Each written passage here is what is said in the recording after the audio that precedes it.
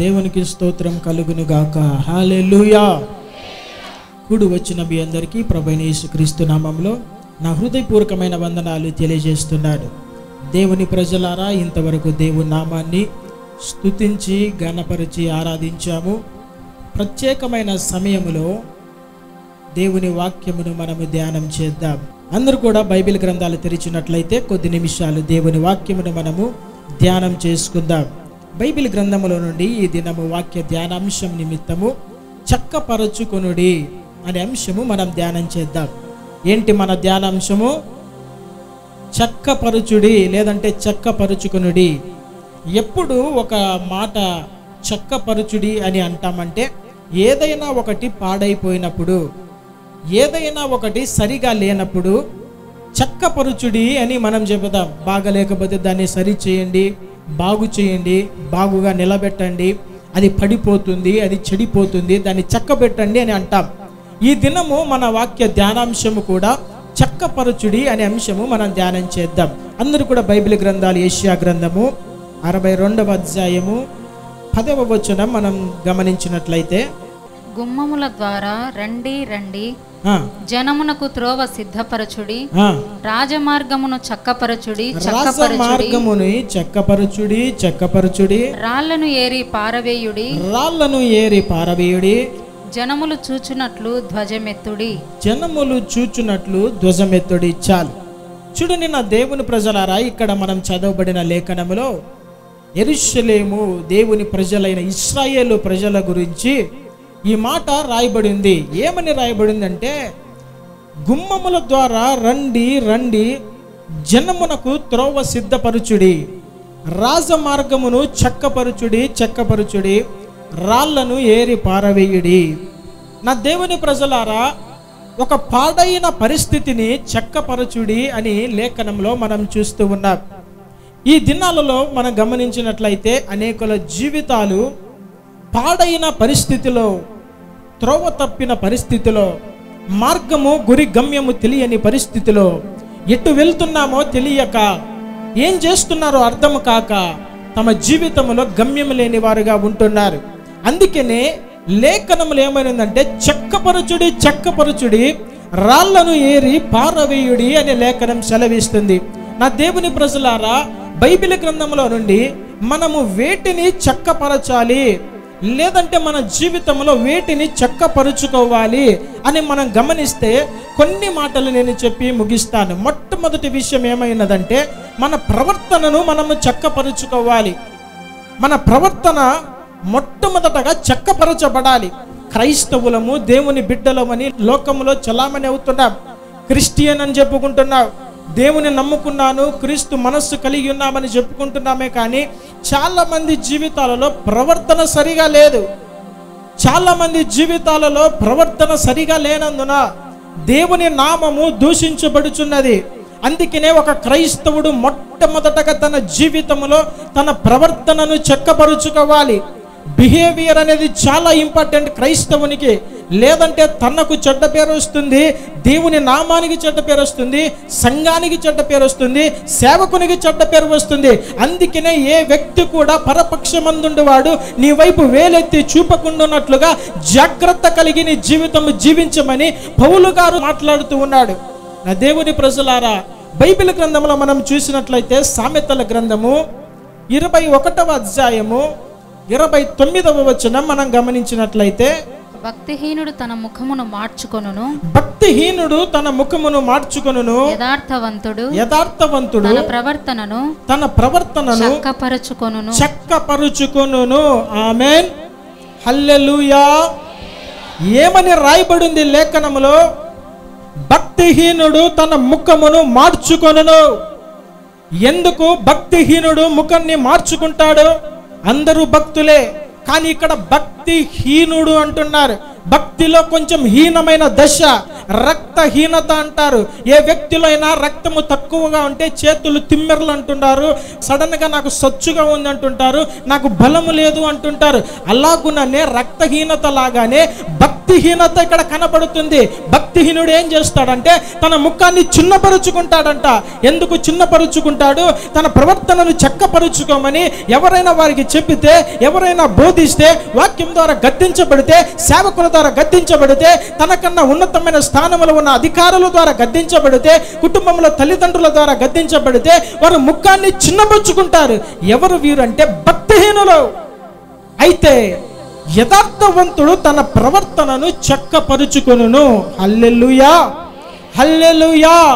నా దేవుని ప్రజలారా, ఏ వ్యక్తి అయినా కానీ తన జీవితంలో ప్రవర్తనను చక్కపరుచుకోవడానికి సిద్ధముగా ఉండాలి. చాలామంది ఎలా ఉంటారంటే, నేను చేసేదే కరెక్టు, నేను మాట్లాడిందే కరెక్టు, నాకు తెలిసినదే సత్యము అని ఇతరులను తీర్పు తీర్చే వారిగా ఉంటారు. నాకు ఎవరి ఆలోచనలు వద్దు, ఎవరు నాకు చెప్పాల్సిన అవసరం లేదు, నాకు చెప్పేవారు కాదు మీరు అన్నట్లుగా తమ జీవితంలో ఇష్టమైన ప్రవర్తన కలిగి ఎట్లంటే అట్లా బ్రతుకుతూ ఉంటారు. అయితే యథార్థవంతుడు ఏం చేస్తాడంటే తన ప్రవర్తనను చక్కపరుచుకుంటాడు. ఎవరైనా నీ ప్రవర్తన సరిలేదు, లోకంలో నీ ప్రవర్తన సరిలేదు, దేవుని మందిరంలో ఉన్నంత పరిశుద్ధంగా లోకంలో నువ్వు లేవు అని ఎవరైనా ఏలెత్తి చూపినప్పుడు కరెక్టే కదా. నేను ఆదివారం ఉన్నంత పరిశుద్ధమైన జీవితం మిగతా 6 దినాలు లోకములో, స్కూల్లో, కాలేజీలో, పని దగ్గర ఎక్కడైనా కానీ నేను సరి అయిన ప్రవర్తన కలిగి లేను కదా. ఎందుకు ఈ వేశ్యధారణకరమైన జీవితము? ఎందుకు దేవుని నామానికి అవమానం తేవాలి? ఎందుకు నాకు ఈ యొక్క గొర్రె చర్మం వేసుకున్న నక్క లాంటి బ్రతుకు అని తన జీవితాన్ని, తన ప్రవర్తనను చక్కపరుచుకోవాలి. ఎవరైనా చెప్పేంత వరకు ఉండకూడదు. మన మనస్సాక్షి చేత మనం గద్దించబడినప్పుడు మన ప్రవర్తనను మార్చుకోవాలి. చాలామంది జీవితాలు, చాలామంది క్రైస్తవుల జీవితాలు ఆదివారం ఉన్నంత భక్తి, పరిశుద్ధత, మంచి మాటలు ఇవన్నీ కూడా సోమవారం నుండి శనివారం వరకు కనబడవు. ఇక్కడ దేవుని మాటలు, ప్రేమ మాటలు, మంచి మాటలు మాట్లాడుతూ ఉంటారు.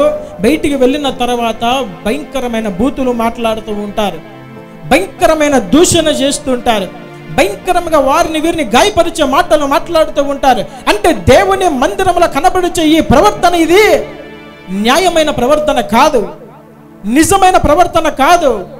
ఏదో వేషము వేసుకొని దేవుని సన్నిధిలో సేవకుని మెప్పించడానికో, దేవుని మెప్పించడానికో తమ జీవితంలో నాటకం ఆడుతూ ఉన్నారు. అయితే నాటకాలు దేవుని దగ్గర పని చేయవు.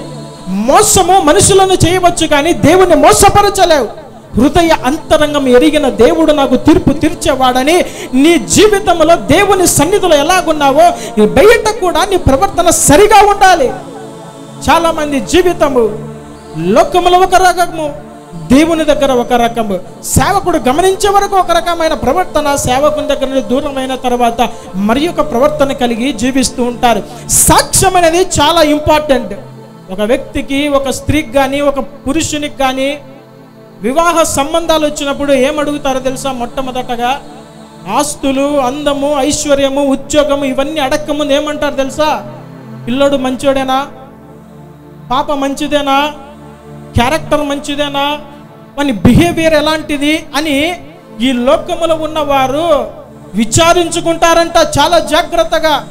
ఒకవేళ వాని బిహేవియర్ సరిగా లేకపోయినా, కోట్లకు కోట్లు డబ్బున్నా, అందమున్నా, ఆస్తి ఉన్నా, ఉద్యోగం ఉన్నా, బిహేవియర్ సరిలేదు, వాని ప్రవర్తన సరిలేదు, వానికి నా కూతురునిస్తే నా కూతురి జీవితం నాశనం అయిపోతుందని ఎన్నో వివాహ సంబంధాలు వారు తెంచుకునే సమస్యలు ఉన్నాయి. ఈ లోకములోనే నీ ప్రవర్తన సరి లేకపోతే నిన్ను అంగీకరించరు ప్రజలు. అలాంటిది నువ్వు పరలోకంలో ప్రవేశించాలంటే నువ్వు న్యాయమైన, యథార్థమైన ప్రవర్తన కలిగి నువ్వు జీవించాలి. నిజమైన ప్రవర్తన ఎలాంటిదంటే మనుషుల ముందు ఒక రకంగా మాట్లాడడము, మనుషులు వెనకల ఇంకొక రకంగా దూషించడము కాదు. అది యథార్థమైన ప్రవర్తన కాదు. దేవుని సన్నిధిలో ఎలాంటి అలవాట్లు లేని వారి వలె మంచి తెల్లని వస్త్రములు ధరించి పరిశుద్ధతకు మారుపేరు అన్నట్లుగా జీవిస్తూ, ఇక్కడ కనబడుతూ, ఇక్కడ నటిస్తూ, మిగతా 6 దినాలలో వారికి ఇష్టమైన మత్తు పదార్థములకు బానిసలై తమ జీవితాలలో దేవుని గాయములు రేపేవారిగా ఉండడం అది యథార్థమైన ప్రవర్తన కాదు. దేవుని సన్నిధిలో తీసుకున్న నిర్ణయంలో నిలబడుకోకుండా లోకములో భయంకరమైన మాటలు మాట్లాడుతూ విచ్చలవిడి ప్రవర్తన కలిగి ఉండడం అది యథార్థమైన ప్రవర్తన కాదు. చాలా మంది జీవితంలో సాక్ష్యం గురించి అడిగినప్పుడు అలానే వ్యక్తి మంచోళ్ళ అని చెబితే చాలా మంది జీవితాలలో మంచి సాక్ష్యం అనేది వినపడడం లేదు. అందరూ భక్తులే, అందరూ దేవుని నమ్ముకున్న వారే, అందరూ పరిశుద్ధులే, అందరూ మంచి సంఘానికి పరిశుద్ధాత్మ చేత నడిపించబడే సంఘానికి వెళ్తున్న వారే. అయితే సాక్ష్యం ఎక్కడ ఉంది? ప్రవర్తన సరి లేనందువలన, మాట తీరు సరి లేనందువలన, చూపులు సరి లేనందువలన, నడక పడక క్రియలు సరి లేనందువలన వారి ప్రవర్తనలో మార్పు వచ్చి దేవుని నామానికి అవమానం వస్తున్నది. అందుకనే నా దేవుని ప్రజలారా, మొట్టమొదట మన జీవితంలో ప్రవర్తనను చక్కపరుచుకోవాలి. ఆమేన్, హల్లెలూయా. మన ప్రవర్తన ఎలా ఉండాలో తెలుసా? దేవుని సన్నిధిలో ఆయనను మెప్పించే విధంగా మన ప్రవర్తన ఉండాలి. దేవుడు కేవలం ఆదివారం మాత్రమే ఒక వ్యక్తిని గమనించేవాడు కాదు. మిగతా 6 రోజులు దేవుడు గమనించడు అన్నట్లుగా ప్రవర్తిస్తుంటారు క్రైస్తవులు. లోకస్తులు అలాగా ప్రవర్తిస్తే వారికి తెలియదులే అనుకోవచ్చు. తెలిసి కూడా క్రైస్తవుడు దేవుని కనుదృష్టి లోకమంతటా సంచారం చేస్తున్నది, నా దినచర్యలన్నీ కూడా నువ్వు చూస్తూ ఉన్నావు అని లేఖనంలో చదువుతాం. అన్నీ తెలిసి కూడా ఆదివారం ఒక్కరోజే భక్తి, మంచి ప్రవర్తన, మిగతా 6 దినాలు వారికి ఇష్టానుసారమైన ప్రవర్తన. అంటే ఇది ఎవరిని మోసము చేస్తున్నట్లు? దేవుణ్ణి మనం మోసము చేయలేము.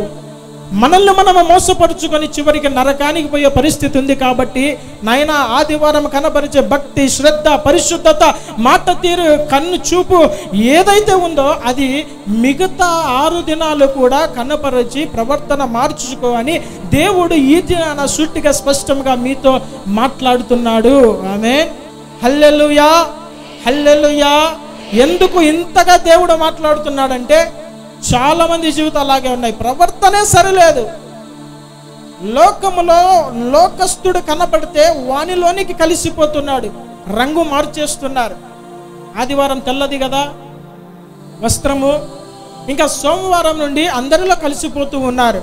సాక్ష్యము లేదు, ప్రవర్తన సరిలేదు, మాట తీరు సరిలేదు, చూపులు సరిలేవు, వెళ్ళకూడని మార్గాల్లో వెళ్తున్నావు, సేవించకూడనివి సేవిస్తున్నావు, చేయకూడని అపవిత్రమైన కార్యాలు చేస్తున్నావు, ఉండకూడని సంబంధాలలో ఉంటున్నావు. ఇదంతా కూడా నీ ప్రవర్తన సరిగా లేదు. దీనిని బట్టి ఏమొస్తుందో తెలుసా? బైబిల్ గ్రంథంలో చూడండి, ఇర్మియా గ్రంథము 17వ అధ్యాయము 10వ వచనం మనం గమనిద్దాం. ఒకని ప్రవర్తనను బట్టి వాని క్రియల ఫలము చొప్పున ప్రతికారము చేయుటకు. చూడండి, ఒకని ప్రవర్తనను బట్టి వాని క్రియల ఫలము చొప్పున ప్రతికారము చేయుటకు యెహోవాను నేను హృదయమును పరిశోధించువాడను, అంతరింద్రియములను పరీక్షించువాడను. ఎందుకు క్రైస్తవుని ప్రవర్తన చక్కపరచబడాలంటే స్పష్టమైన మాట ఇక్కడ ఏమనింది తెలుసా? ఒకని ప్రవర్తనను బట్టే. ఎందుకు నీ ప్రవర్తన చక్కపరచబడాలి అని చెబుతున్నానంటే నీ ప్రవర్తనను బట్టే. ఇక్కడ గడపడుతున్న చిన్న బిడ్డలు కావచ్చు, యవనస్తులు కావచ్చు, నడిప్రాయం వయసున్న వారు కావచ్చు, వృద్ధులు కావచ్చు, ప్రతి ఒక్కరికి కూడా మీ ప్రవర్తనను బట్టి క్రియల ఫలము చొప్పున ప్రతీకారము. దేవుడు ఒక దినాన ప్రతీకారం చేయడానికి హృదయాలను పరిశోధిస్తున్నాడంట. దేవుడు అంతరంద్రియములను పరీక్షిస్తున్నాడంట. ఒకవేళ నేను బయటికి బాగానే ఉండవచ్చు, నా హృదయంలో ఏముందో మనిషికి తెలియదు. బయటికి ప్రైజ్ ది లార్డ్ బ్రదర్ అని నవ్వుతూ మాట్లాడవచ్చు, నా హృదయంలో ఏమున్నదో ఎవరికి తెలియదు. బయటికి నేను బాగా మాట్లాడుతూనే మీకు వెన్నుపోటు పొడచవచ్చు, తెలియదు. ఏ మనుషులు ఏముందో తెలియదు. అందుకనే నీ ప్రవర్తన బాగుగా ఎరిగి పరీక్షించి పరిశోధిస్తున్న దేవునికి భయపడి ప్రవర్తనను బట్టి ప్రతిఫలము ఇచ్చి ఆయన క్రియలను బట్టి నీకు ప్రతిదండన చేసే దేవుడు ఉన్నాడు. కాబట్టి జాగ్రత్త పడండి.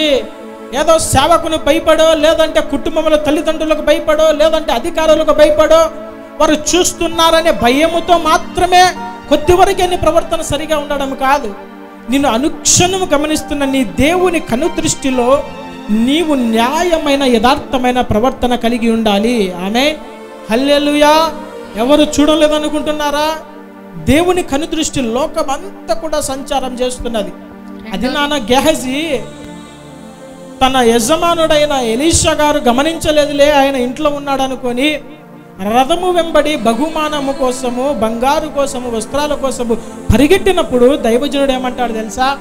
నీవు రథము వెంబడి పరిగెడుతున్నప్పుడు నా ఆత్మ నీతో కూడా రాలేదా? ఒక దైవజనుని ఆత్మనే ఒక శిష్యుని కనిపెడుతూ ఉంటే దేవుని యొక్క కనుదృష్టి నిన్ను అనుక్షణము గమనిస్తూనే ఉంది. రహస్యమందు చెయ్యబడే ప్రతిదీ కూడా ప్రత్యక్షపరచబడకపోదు. బయట కనబడే ప్రవర్తనని ఒక వ్యక్తిని మనము మంచోడని చెప్పలేం. తన హృదయ అంతరంగములో వాడు తలస్తున్న తలంపులను బట్టి కూడా వాడు మంచోడ కాదని వాని బిహేవియర్ తేల్చి చెప్పేవాడు ఎవడంటే దేవుడు. బయటికి మంచి మాటలు పలుకుతా లోపల హృదయ అంతరంగంలో పాపములు చేస్తూ ఉంటే మనం ఎలాగ మంచి ప్రవర్తన కలిగిన వారమని మనం అంటాం. మనుషులను మోసం చేయవచ్చు కానీ దేవుని మోసం చేయలేం. అంతరంగములను ఆయన పరిశోధించి పరీక్షించి తెలుసుకుంటున్నాడు. ఎందుకంటే ఒక్క దినాన ప్రతీకారము చేయడానికి. నా దేవుని ప్రజలారా, ఇన్ని దినాలు నీ ప్రవర్తన సరిలేదా? ప్రవర్తన సరిలేనందువలన మంచోని అనే ముద్ర వేయించుకుంటున్నావా? అయితే దేవుడు అంటున్నాడు, నేను నిన్ను గమనిస్తున్నాను, నీ క్రియలను బట్టి నీకు ప్రతిఫలం ఇస్తాను. ఆ దినాన ఒక చిన్న కుమారుడు ఎలాగున్నాడంటే వాని ప్రవర్తన సరిలేదు. తప్పిపోయిన చిన్న కుమారుడి గురించి మనం చూసాం కదా. వాని యొక్క ప్రవర్తన సరిలేక తన తండ్రి దగ్గర ఉండే ఆస్తి తీసుకొని దురదేశానికి వెళ్ళి తన ధనాన్నంతా వ్యర్థముగా పాపానికి, లోకానికి ఖర్చు పెట్టి మలినమైన స్థితిలో, ఏమీ లేని స్థితిలో ఖాళీ అయిపోయాడు. తన జీవితంలో తినడానికి ఆహారము లేదు. కనీసము పందుల పొట్టైనా తినాలని ఆశపడి ఆకలితో ఉంటే పందుల పొట్టు తినడానికి కూడా యజమాని అంగీకరించక విలవిలలాడుతూ ఉన్నాడు. ఒక వ్యక్తి యొక్క జీవితంలో కూడా దేవుని దగ్గర ఉన్నప్పుడు తన ప్రవర్తన సరిగానే ఉంది. తండ్రికి ప్రతి విశ్వాసి కుమారునిలాగానే ఉన్నాడు. కుమారునిగా ఉన్నప్పుడు రాజరికం అనుభవించాడు. ప్రవర్తన సరిగా ఉన్నప్పుడు మంచి భోజనము, మంచి వస్త్రము, మంచి పేరు, ప్రఖ్యాతి, గౌరవము లభించినది. అయితే ఎప్పుడు ఒక వ్యక్తికి ఆహారము కావచ్చు, వస్త్రము కావచ్చు, సంతోషము కావచ్చు కొరత అవుతుందంటే ప్రవర్తనలో మార్పు వచ్చినప్పుడు. తండ్రి నుండి దూరముగా వెళ్ళి ఏదో సంపాదించాలి, స్వేచ్ఛ కావాలి, లోకములో పాపములో తిరగాలి, ప్రవర్తన మార్చుకొని, మనసు మార్చుకొని పాపము వైపు అడుగులు వేయాలనుకున్నప్పుడు సంతోషం అంతా కూడా వెళ్ళిపోతుంది ఒక మనిషి జీవితంలో. అయితే ఆ దినాలలో ఆ వ్యక్తి అలాగనే లేడు. చిన్న కుమారుడు తన జీవితంలో తన ప్రవర్తనను మార్చుకునే అవకాశం వచ్చినప్పుడు లోపడ్డాడు. నీ జీవితంలో ఇదే ఒక అనుకూలమైన సమయం కావచ్చు, ఇదే ఒక రక్షణ దినము కావచ్చు. బాప్తిస్మము పొందాను, రగిలించబడ్డాను, ఆత్మచేత అభిషేకించబడ్డాను, కానీ నా ప్రవర్తన సరిలేనందువలన నేను దేవుని దృష్టికి పాపినైపోయాను. అది నా తప్పిపోయిన కుమారుడికి ఒక అవకాశం వచ్చింది. ఆ సమయంలో అతడు ఏం చేస్తున్నాడు?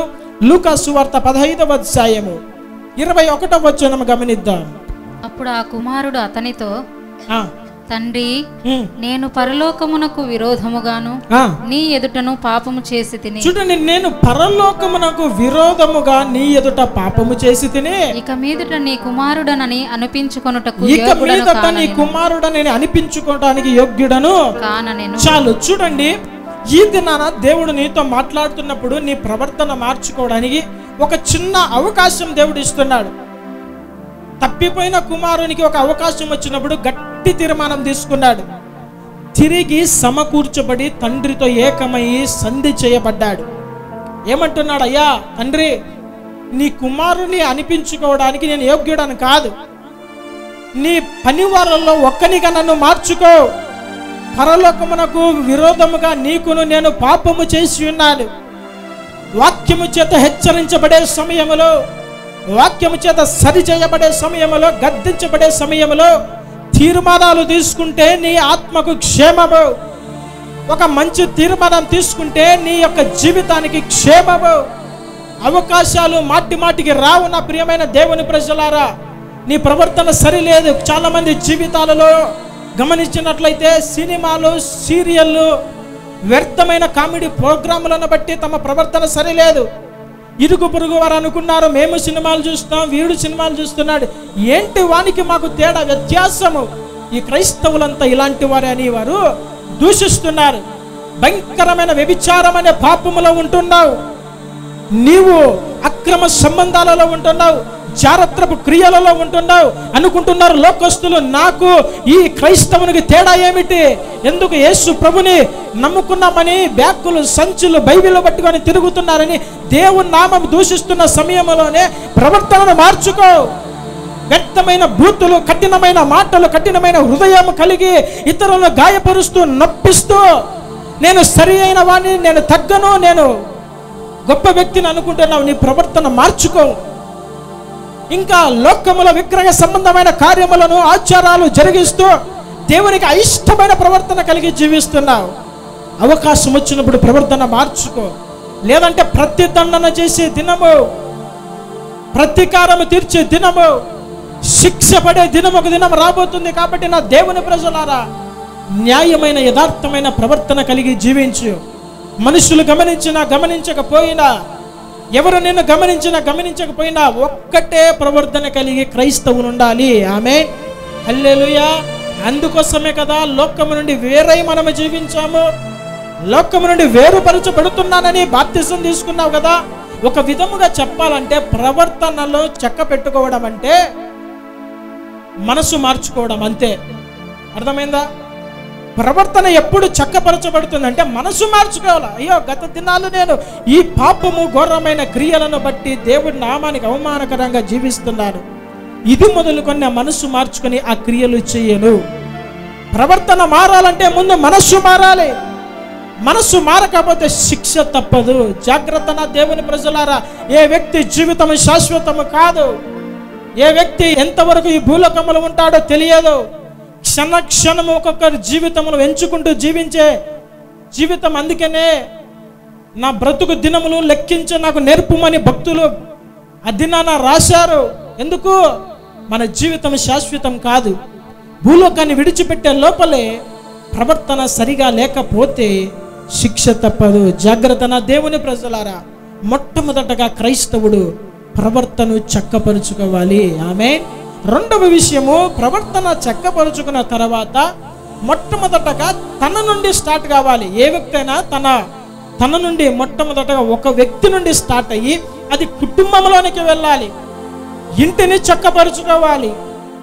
ఒక వ్యక్తి తన ఇంటిని చక్కపరుచుకోవాలని లేఖనం సెలవిస్తుంది. చూడండి, బైబిల్ గ్రంథంలో యెషయా గ్రంథము 38వ అధ్యాయము 1వ వచనం చదువుదాం. ఆ దినములలో హిజ్కియాకు మరణకరమైన రోగము కలుగగా ప్రవక్తయు ఆమోజు కుమారుడునైన యెషయా అతని యొద్దకు వచ్చి, నీవు మరణమవుచున్నావు, బ్రతుకవు గనుక నీవు నీ ఇల్లు చక్కబెట్టుకొనుమని. వినండి, నీవు నీ ఇల్లు చక్కబెట్టుకొనుమని యెహోవా సెలవిచ్చుచున్నాడని చెప్పగా చాలు. ఇక దేవుని వాక్యం విందాం. ఆ దినాలలో హిజ్కియా రాజు, యూదా రాజు అయిన హిజ్కియా గురించి ఇక్కడ రాయబడింది. ఈ హిజ్కియా రాజు యథార్థముగా న్యాయముగా దేవుని పని జరిగించి తన బ్రతుకు దినములు యథార్థముగా జీవించాడంట. తన ప్రవర్తన సరిగా ఉంది. అయితే యెషయా ప్రవక్తను పంపించి దేవుడు ఏమంటున్నాడు తెలుసా? నీవు వెళ్ళి హిజ్కియా రాజుతో నేను చెప్పిన మాటలు చెప్పు. ఏంటంటే, అతడు మరణకరమైన రోగము కలిగి కొద్ది దినాలలో చనిపోబోతున్నాడు. చనిపోతావు. దేవుని నోట నుండి ఒక మాట వస్తుంది, నువ్వు చనిపోతావు, నువ్వు బ్రతుకావు. అయితే అంతకు ముందు నువ్వేం చేయాలా? ఏం చేయమంటున్నాడు? ఇంటిని చక్కబెట్టుకో. ఎందుకు ఇంటిని చక్కబెట్టుకోవాలి? ఒక వ్యక్తి తన జీవితంలో తను మాత్రమే రక్షించబడము మాత్రమే కాదు దేవుని చిత్తం.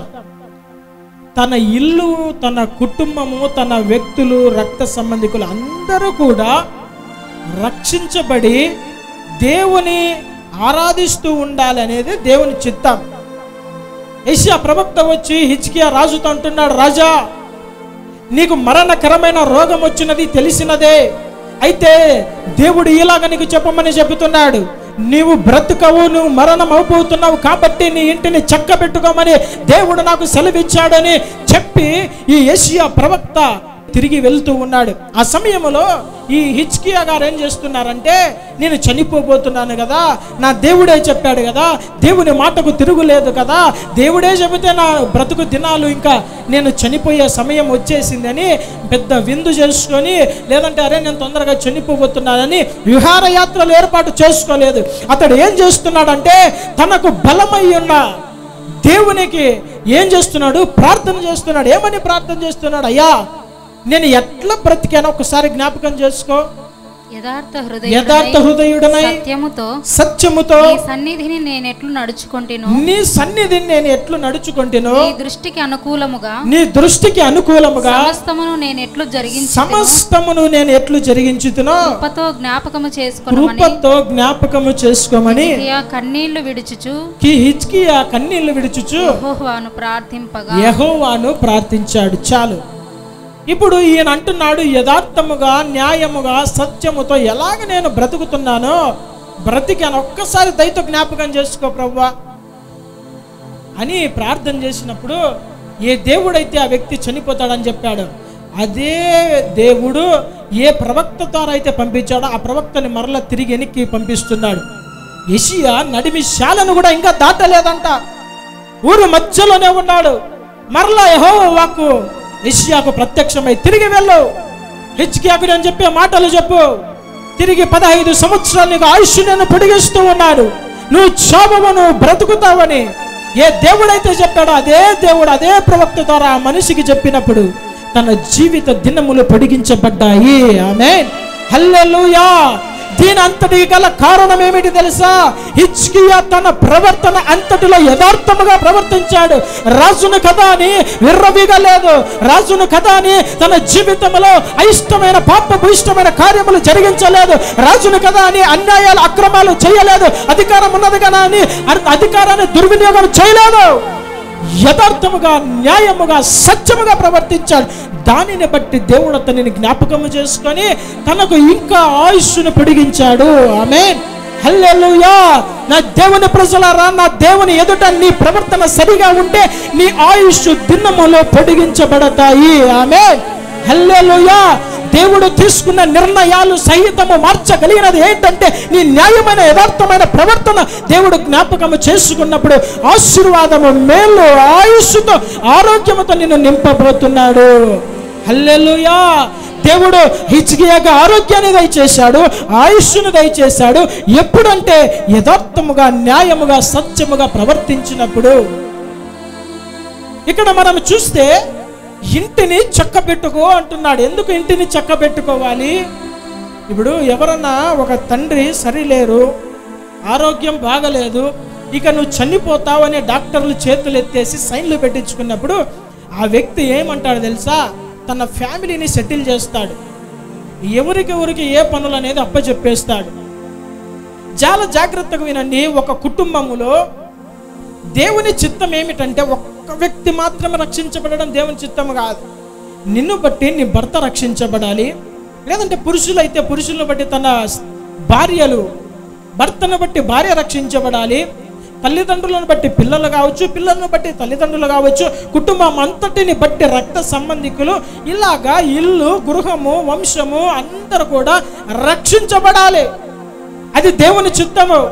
ఇంకా నువ్వు ఎందుకు బ్రతికి ఉన్నావంటే నీ ఇల్లును చక్కబెట్టుకునే అవసరత ఉందేమో, జాగ్రత్త. దేవుని ప్రజలారా, దేవుడు మాట్లాడుతున్న మాటలు చాలా జాగ్రత్తగా వినండి. నీకు ఇంకా ఎందుకు ఆయుష్ కాలము దేవుడు పొడిగిస్తున్నాడంటే నీ ఇంటిని చక్కబెట్టాలేమో, నీ పిల్లలు రక్షించబడాలని ప్రార్థించి వారికి రక్షణ బాప్తిసము అనుగ్రహించి వారికి కావలసిన ఏర్పాట్లన్నీ ఏర్పాటు చేసి వారిని భక్తి మార్గంలో నడిపించే బాధ్యత నీ మీద ఇంకా ఉంది. అందుకే నేను ఇంకా సజీవముగా ఉన్నావు. కుటుంబం అంతా కూడా దేవుని నామమును బట్టి ప్రార్థన చేసేవారుగా, రక్షించబడిన వారుగా, దేవుని స్తుతించేవారుగా ఉండాలి. అందుకనే ఆ దినాలలో యెహోషువ అంటారు, మీరు ఎవరిని నిశ్చయించుకుంటారు నాకు తెలియదు, నేను నా కుటుంబము యెహోవాని సేవిస్తాము. ఆమేన్, హల్లెలూయా, హల్లెలూయా, హల్లెలూయా. ఈ దినాన ఏంటి ఒక క్రైస్తవుని బట్టి చక్కపరచబడాలంటే నీ గృహము, నీ ఇల్లు చక్కపరచబడాలి. నీ భార్య పిల్లలు లేదంటే నీ భర్త పిల్లలు చక్కపరచబడాలి, భక్తి మార్గంలోనికి రావాలి, వారి ప్రవర్తన సరిదిద్దాలి, ఆత్మపూర్ణులుగా మార్చబడాలి, రాకుడు కొరకై సిద్ధపరచబడాలి. అందుకనే ఆ భారము దేవుడు నీ మీద ఉంచాడు. హిజ్కియా మీద కూడా దేవుడు ఆ భారం ఉంచి యెషయా ప్రవక్తతో చెబుతున్నాడు, నీ ఇంటిని చక్కబెట్టుకో,